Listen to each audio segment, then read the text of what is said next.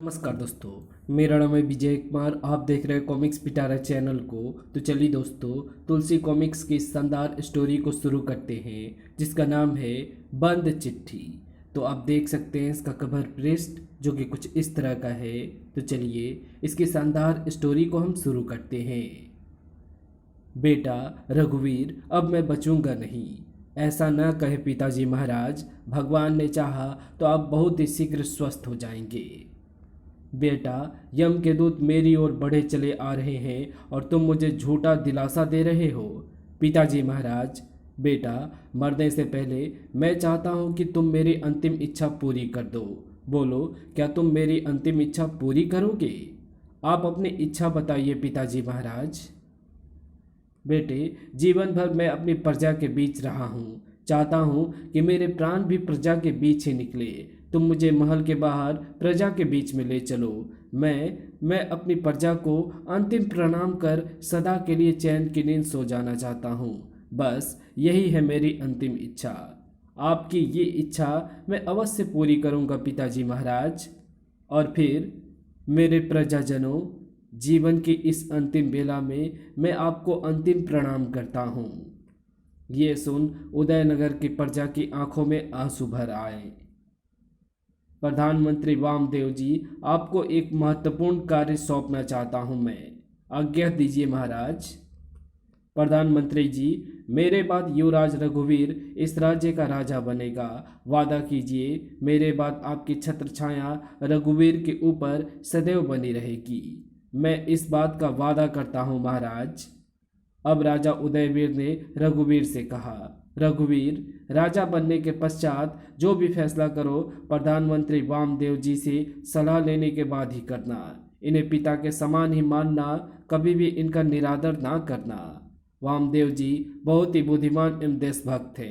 मेरे बाद पारिवारिक, राजनीतिक, सामाजिक सभी फैसले के बारे में तुम्हें वामदेव जी से ही सलाह लेकर ही कोई निर्णय लेना है। ये मेरा आदेश है। आपका आदेश मेरे लिए सर्वोपरि है पिताजी महाराज। और फिर हे राम, हिच। पिताजी महाराज, महाराज, महाराज, महाराज। हिचकी लेते ही राजा उदयवीर के प्राण पखेरु उड़ गए।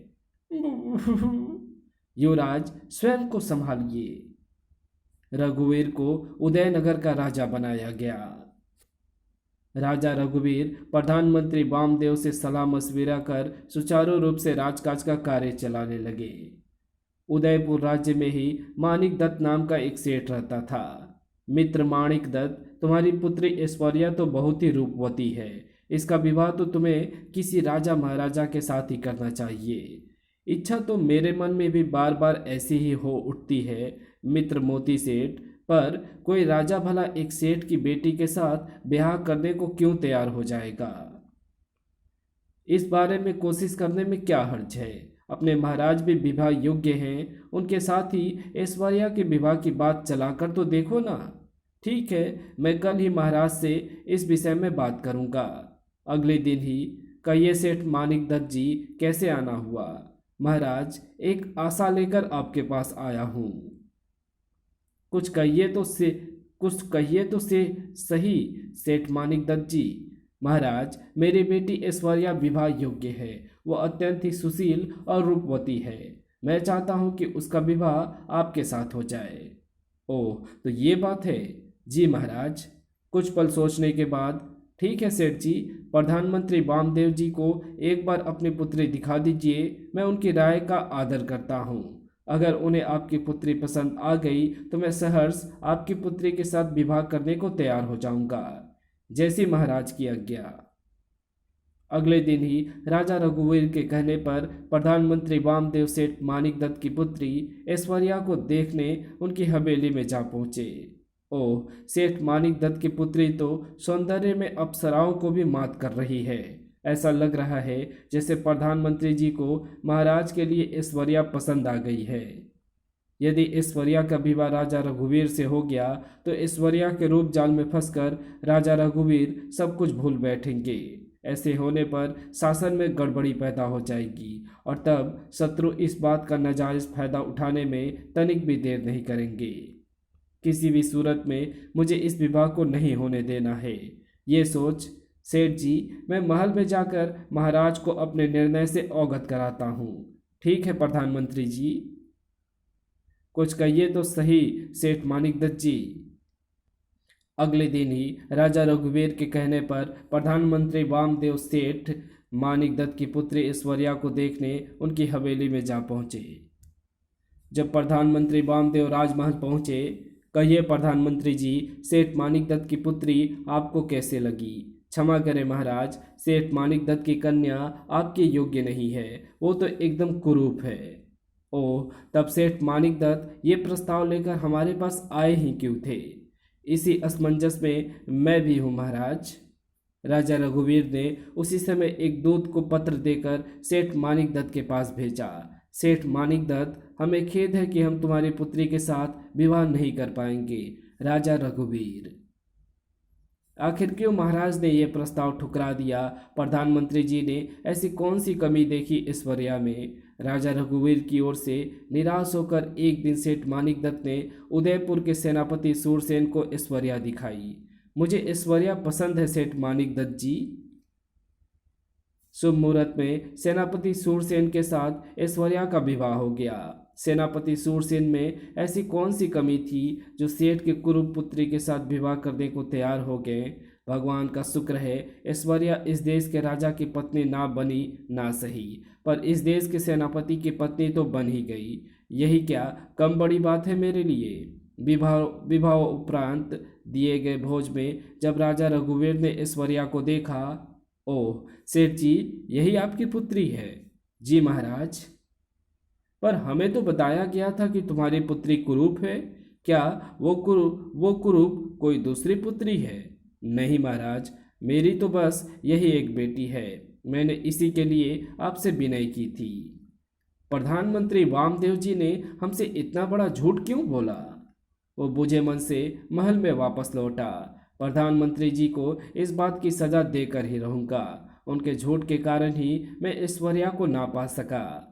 नहीं रघुवीर, ये गलत होगा। तो अपने पिता को वचन दे चुका है कि प्रधानमंत्री वामदेव को मैं पिता के समान मानूंगा और कभी भी उनका निरादर नहीं करूंगा। वामदेव जी अनुभवी व्यक्ति हैं। ऐश्वर्या के बारे में उन्होंने जो भी मुझे बताया था, अवश्य उसमें कुछ सार होगा, कुछ राज होगा। दिन बीते पर राजा रघुवीर के मन में ऐश्वर्या ना निकल सकी। काश ऐश्वर्या से हमारा विवाह हो पाता। दूसरी ओर पिताजी, समझ नहीं आता महाराज इन दिनों परेशान क्यों है। दरबार में भी उनके चेहरे पर उदासी छाई रहती है। इसका क्या कारण हो सकता है? महाराज की उदासी का कारण मैं जानता हूँ बेटा सूरसेन। आप जानते हैं? हाँ बेटा, उनकी उदासी का कारण है तुम्हारी पत्नी ऐश्वर्या। यह आप क्या कह रहे हैं? मैं वही कह रहा हूँ बेटा जो सच है। ऐश्वर्या का तुमसे विवाह करने से पहले मैं ऐश्वर्या का प्रस्ताव महाराज के पास लेकर गया था। तब महाराज ने प्रधानमंत्री वामदेव को ऐश्वर्या को देखने मेरे यहाँ भेजा था। मानिकदत्त ने विस्तार पूर्वक सूरसेन को सारी बात बताई। तत्पश्चात पता नहीं क्यों प्रधानमंत्री जी ने ऐश्वर्या को कुरूप बताया। फलस्वरूप महाराज ने ऐश्वर्या से विवाह करने से इनकार कर दिया। ओह, लेकिन विवाह भोज में जब उन्होंने ऐश्वर्या को देखा तो वे ऐश्वर्या का सौंदर्य देख ठगे से रह गए। मुझे यकीन ही नहीं, पक्का विश्वास है कि इन दिनों महाराज के मन में एक ही विचार बार बार उमड़ घुमड़ रहा है, और वो विचार ये है कि काश उनका विवाह ऐश्वर्या से हो पाता। ऐश्वर्या बेटी के अतुलित सौंदर्य ने उन पर प्रभाव डाला है। ओह, ये तो बहुत ही बुरा हुआ। महाराज के कंधों पर पूरे राज्य का भार है। यदि वे इसी परेशानी में डूबे रहें तो पद से भटक सकते हैं। तब इस राज्य का क्या होगा? बेटा, होनी को कौन टाल सकता है? महाराज एवं इस राज्य के भाग्य में जो लिखा है वो तो हर हालत में होकर रहेगा। ऐसी बात नहीं है पिताजी, मैं उस होनी को बदल कर रहूँगा। दूसरी ओर राजा रघुवीर ऐश्वर्या को लेकर ही इन दिनों परेशान है। कोई बात नहीं, बीतते समय के साथ साथ ऐश्वर्या उनके ख्यालों से निकल जाएगी। अगले दिन ही सेनापति सूरसेन राजा रघुवीर से मिला। महाराज, मैं आपका अपराधी हूँ, लेकिन अनजाने में ही मुझसे ये भूल हुई है। सेनापति जी, ये आप क्या कह रहे हैं? आप और अपराधी? आपसे कौन सी भूल हो गई? महाराज, मेरे ससुर ने मुझे सब कुछ बता दिया है। आप इन दिनों ऐश्वर्या को लेकर परेशानी में डूबे हुए हैं। मैं आपकी वही परेशानी दूर करने आया हूँ। मैं कुछ समझा नहीं। महाराज, ऐश्वर्या आपको पसंद है। यदि आप चाहें तो अब भी उसे अपना सकते हैं। सेनापति जी, ये आप क्या कह रहे हैं? महाराज, मैं ठीक ही कह रहा हूँ। यदि देश का राजा दुखी रहेगा तो प्रजा सुखी कैसे रह सकती है? मैं यदि आपके लिए ऐश्वर्या की कुर्बानी कर सका तो ये मेरा परम सौभाग्य होगा। ओह, तो तुम्हारी बात ने तो हमें और ज़्यादा परेशानी में डाल दिया है सेनापति जी। ठीक है, इस समय तुम जाओ। हम सोच विचार करने के पश्चात ही इस विषय में कोई निर्णय लेंगे। जो आज्ञा महाराज। सूरसेन के जाने के पश्चात सेनापति ने ये कैसा प्रस्ताव हमारे सम्मुख रखा है? क्या ये उचित प्रस्ताव है? लाख सोचने पर भी उसकी समझ में कुछ नहीं आया। हमें इस विषय में प्रधानमंत्री जी से सलाह करनी चाहिए। वे ही कोई उचित सलाह दे सकते हैं। उसने उसी समय जाकर प्रधानमंत्री वामदेव को सारी बात बताई। ओह, सेनापति जी ने आपके सम्मुख ऐसा प्रस्ताव रखा? हाँ प्रधानमंत्री जी, अब हमारी समझ में नहीं आ रहा है कि हम करें तो क्या करें। सेनापति जी का प्रस्ताव माने या ना माने। महाराज, मैं आपको इस विषय पर तभी सलाह दे सकता हूँ जब आप उस पर अमल करने का वचन दें। मैं वचन देता हूँ। तब सुनिए। प्रधानमंत्री वामदेव राजा रघुवीर को समझाने लगे। प्रधानमंत्री वामदेव की सलाह सुनने के पश्चात, ठीक है प्रधानमंत्री जी, मैं ऐसा ही करूँगा। प्रधानमंत्री के पास से लौटकर राजा रघुवीर ने सेनापति सूरसेन के नाम एक पत्र लिखा। तत्पश्चात इस पत्र को इसी समय सेनापति जी को दे आओ। दूत ने जब वो पत्र सूरसेन को लाकर दिया, सेनापति सूरसेन, हमारा आदेश है कि तुम इसी समय सपत्नीक उदयपुर छोड़कर चले जाओ। आज के बाद तुम और तुम्हारी पत्नी फिर कभी उदयपुर में नजर न आए। राजा रघुवीर, उदयपुर। सेवक, महाराज से कहना उनका आदेश मेरे सिर माथे पर। सेठ मानिक दत्त को जब इस विषय में पता चला, ये कैसा आदेश दे डाला महाराज ने, वो दौड़ा दौड़ा राजा रघुवीर के पास गया। महाराज, मैंने सदा इस राज्य की सेवा की है। मेरी बेटी एवं दामाद को ऐसा दंड ना दीजिए। देश से निकालकर मेरी बेटी दामाद कहाँ जाएंगे महाराज? तुम उसकी फिक्र ना करो सेठ मानिक दत्त, परंतु राजाज्ञा अब वापिस नहीं होगी। उसी दिन ऐश्वर्या के साथ सूरसेन ने उदयपुर छोड़ दिया। उधर महल में, प्रधानमंत्री जी, मैंने आपकी सलाह के अनुसार सूरसेन को इतना कठोर दंड दे तो दिया, पर मेरी समझ में ये बात नहीं आ रही है कि आपने सूरसेन के लिए इतने कठोर दंड का चुनाव क्यों किया। महाराज, आप परेशान ना हो। मैंने जो कुछ भी किया है आपके और राज्य के भले के लिए किया है। इधर जब उदयपुर से दूर सूरसेन और ऐश्वर्या एक वन में पहुँचे। चुपचाप हमारे साथ चलो। इस समय मैं निहत्था हूँ, इसलिए इन सैनिकों की बात मान लेने में ही भलाई है।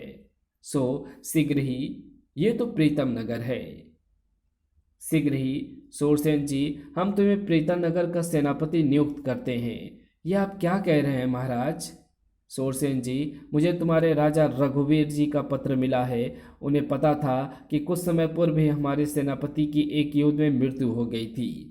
तब से सेनापति का पद रिक्त पड़ा हुआ है।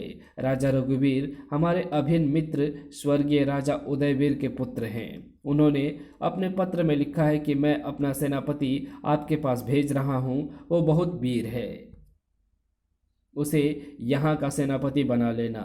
राजा रघुवीर ने तुम्हारी खूब प्रशंसा भी की है सूरसेन जी, इसलिए मैं तुम्हें अपने राज्य का सेनापति बनाता हूँ। ओह, राजा रघुवीर का ये व्यवहार मेरी समझ में तो कतई नहीं आया। तभी सूरसेन जी, एक बात मेरी समझ में नहीं आई। जब पत्र में राजा रघुवीर ने तुम्हारी इतनी प्रशंसा की है तो उन्होंने अपने यहाँ से तुम्हें सेवा मुक्त कर हमारे पास क्यों भेज दिया? क्या तुमसे कभी कोई भूल हो गई थी वहाँ?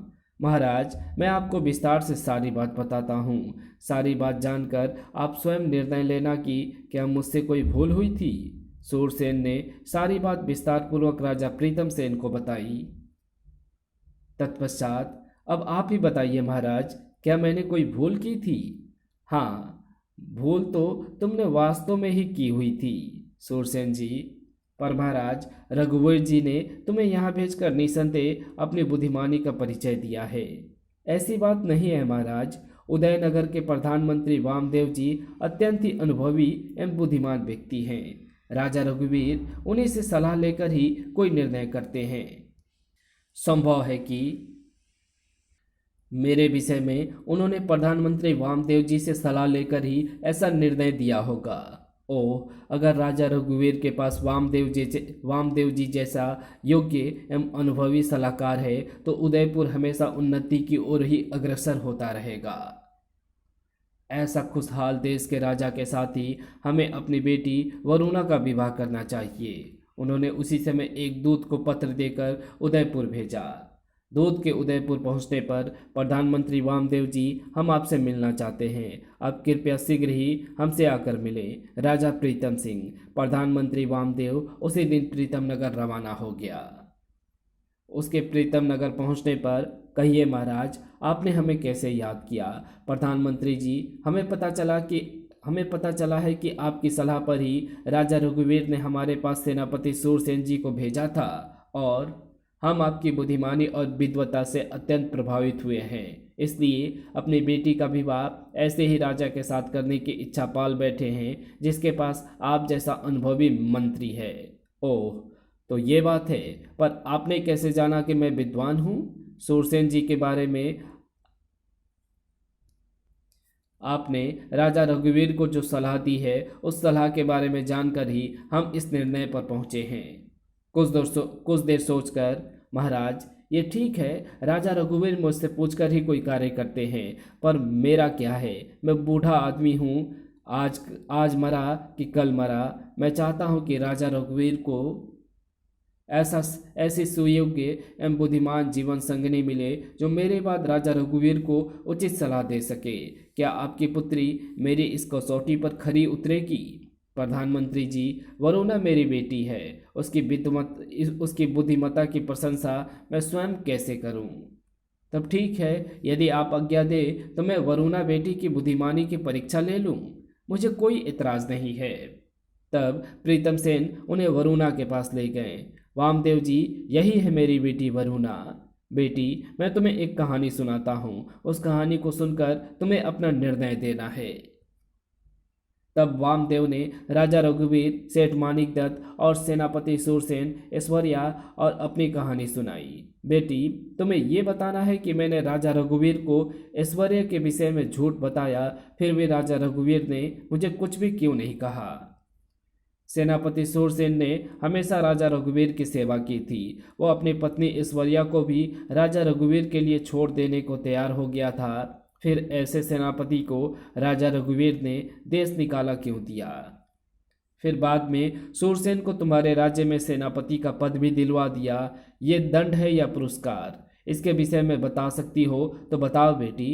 प्रधानमंत्री जी, ये ठीक है कि आपने राजा रघुवीर से ऐश्वर्या के विषय में झूठ बोला हो, पर उस झूठ में भी उदयनगर की और उसकी प्रजा की ही भलाई निहित थी। वो कैसे?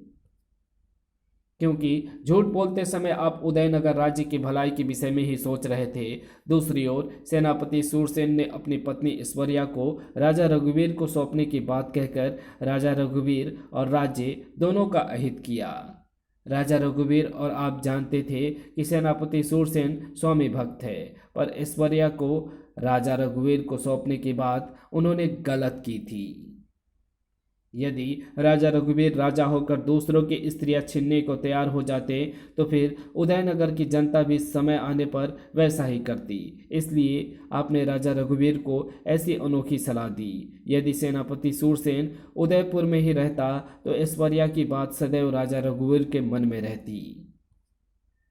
इसलिए आपकी सलाह पर राजा रघुवीर ने सूरसेन और ऐश्वर्या को देश निकाले का आदेश दिया।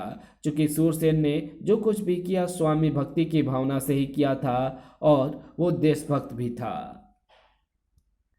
इसलिए राजा रघुवीर ने सूरसेन के लिए नौकरी की व्यवस्था भी हमारे राज्य में करवा दी। इस प्रकार सूरसेन को दंड एवं पुरस्कार दोनों साथ साथ ही मिले। शाबाश बेटी, तुमने बिल्कुल सही उत्तर दिए हैं। तुम मेरी कसौटी पर खरी उतरी हो। मैं तुमसे अत्यंत प्रसन्न हूँ। राजन, मैंने राजकुमारी वरुणा को अपने महाराज के लिए चुन लिया है। प्रधानमंत्री जी, ये फैसला करने से पहले आप एक सच्चाई और जान ले तो ठीक रहेगा। कैसी सच्चाई? ये सुन बेटी वरुणा, अपने चेहरे से घूंघट हटा दो। जब राजकुमारी वरुणा ने चेहरे से घूंघट हटाया, ओह, इसलिए राजकुमारी वरुणा ने चेहरे पर घूंघट डाल रखा था। प्रधानमंत्री जी, मेरी बेटी सांवली है, यही वो सच्चाई है। महाराज, ये ठीक है कि बेटी वरुणा का रंग सांवला है, पर बुद्धिमानी तो इसमें कूट कूट कर भरी है। यदि बुद्धिमानी के साथ साथ बेटी वरुणा रूपवती भी होती तो सोने में सुहागा होता, पर सिर्फ सांवलेपन के कारण मैं अपना निर्णय नहीं बदलूंगा। वरुणा बेटी के साथ ही महाराज रघुवीर का विवाह होगा। ओह, तब ठीक है। तब उचित मुहूर्त में राजा रघुवीर के साथ राजकुमारी वरुणा का विवाह हुआ। विवाह के पश्चात, प्रधानमंत्री जी, ये बात मेरी समझ में नहीं आई, मेरी पत्नी के रूप में आपने सांवली वरुणा का ही चुनाव क्यों किया? राजन, आपके इस प्रश्न का उत्तर मैं नहीं, समय देगा। कुछ समय पश्चात, प्रधानमंत्री जी, मैं आपकी बुद्धिमानी का कायल हो गया हूँ। वरुणा के रूप में आपने मेरे लिए सही जीवन साथी का चुनाव किया था। वरुणा ने समय समय पर हमें ऐसी बुद्धिमत्तापूर्ण सलाह दी है जिनसे राज्य का भला ही हुआ है। राजन, मुझे खुशी है कि आपको अपने प्रश्न का उत्तर मिल गया है। वामदेव और वरुणा से समय समय पर सलाह लेकर राजा रघुवीर ने उदयपुर को सुख समृद्धि और खुशहाली से भर दिया। और इसी के साथ ये कहानी यहीं समाप्त होती है। तो आपको ये वीडियो कैसी लगी? अगर आपको ये वीडियो अच्छी लगी हो तो इस वीडियो को लाइक शेयर कमेंट ज़रूर कर देना। चैनल पर नए हो तो चैनल को सब्सक्राइब कर ऑल नोटिफिकेशन को सिलेक्ट ज़रूर कर लेना। तो मिलते हैं आपसे किसी और नई वीडियो में, तब तक के लिए बाय।